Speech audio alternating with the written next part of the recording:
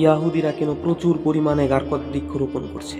তাদের লক্ষ্য হলো আগামী 2030 সালের মধ্যে 50 লক্ষ গারকত গাছ রোপণ করা।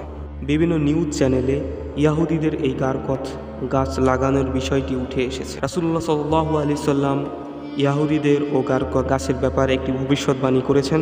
আমরা আজকের এই পুরো ভিডিওতে এই বিষয়টি জানার চেষ্টা করব। প্রি অকুপাইড টেরিটরি এ বিষয়ে নিউজ করেছে। তারা বলেছে আগামী 2030 সালের মধ্যে ইয়াহুদিরা 5 মিলিয়ন অর্থাৎ 50 লাখের বেশি গারকত গাছ রোপণ করবে।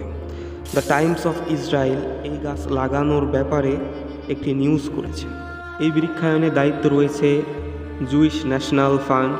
সংগঠনটি 1901 সালে অটোম্যানদের নিকট থেকে ফিলিস্তিনের জমি ক্রয় করে ইয়াহুদিদের একত্রিত করার কার্যক্রম শুরু করে। এরা বর্তমানে ইসরায়েলের মোট 13% জমির মালিক। আবু হুরায়রা রাদিয়াল্লাহু তাআলা থেকে বর্ণিত, রাসূলুল্লাহ সাল্লাল্লাহু আলাইহি সাল্লাম বলেছেন, মুসলিমরা ইয়াহুদিদের সাথে যুদ্ধ না করা পর্যন্ত কিয়ামত হবে না। মুসলিমরা ইয়াহুদিদের হত্যা করবে, এমনকি ইয়াহুদিরা পাথর ও গাছের আড়ালে লুকাবে।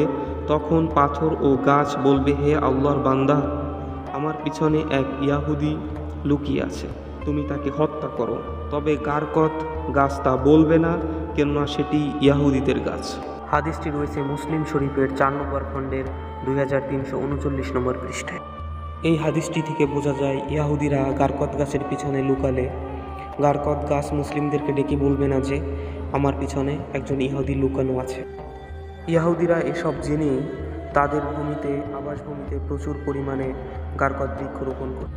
ইয়াহুদিদের এই প্রচুর পরিমাণে গারকত গাছ লাগানোর বিষয়টি আমাদের সামনে কিয়ামতের আরেকটি আলামতকে সুস্পষ্ট করেছে। বর্তমানে তারা ফিলিস্তিনিদের উপর নির্মম নির্যাতন চালাচ্ছে। আমাদের প্রত্যেকের উচিত আল্লাহর কাছে প্রার্থনা করা, আল্লাহ তাআলা যেন ফিলিস্তিনিবাসীদেরকে উদ্ধার করে। ভিডিওটিতে মোবাইল দিয়ে ভয়েস দেওয়া, তাই একটু শুনতে অসুবিধা হতে পারে।